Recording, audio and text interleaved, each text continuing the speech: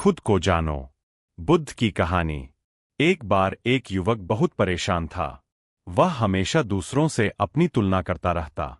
वो मुझसे ज्यादा सफल है, वो मुझसे बेहतर है।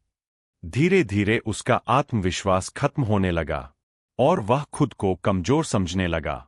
जवाब की तलाश।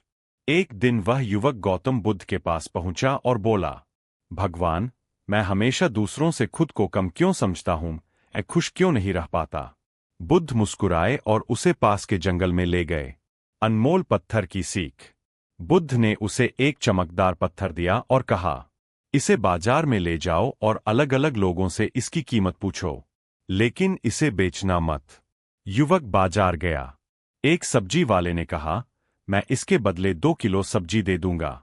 एक सुनार ने देखा और कहा, मैं इसके लिए 1000 रुपये दूंगा। फिर वह एक जौहरी के पास गया।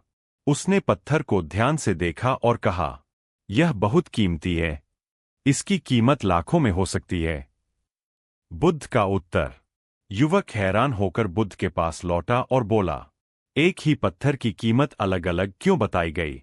बुद्ध ने कहा, यह पत्थर नहीं बदला, बस लोगों की समझ और नजर बदल गई। फिर बुद्ध बोले, तुम भी उसी पत्थर की तरह हो। तुम्हारी असली कीमत तुम्हें खुद जाननी होगी। सच्चा ज्ञान।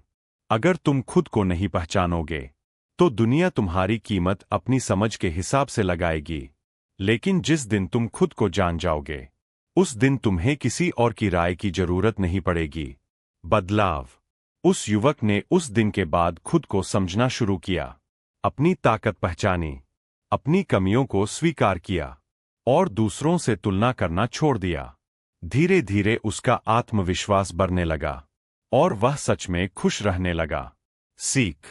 खुद की तुलना दूसरों से मत करो, अपनी असली कीमत खुद पहचानो। आत्मज्ञान ही सबसे बड़ी शक्ति है। जो खुद को जान लेता है, उसे दुनिया की कोई ताकत हरा नहीं सकती।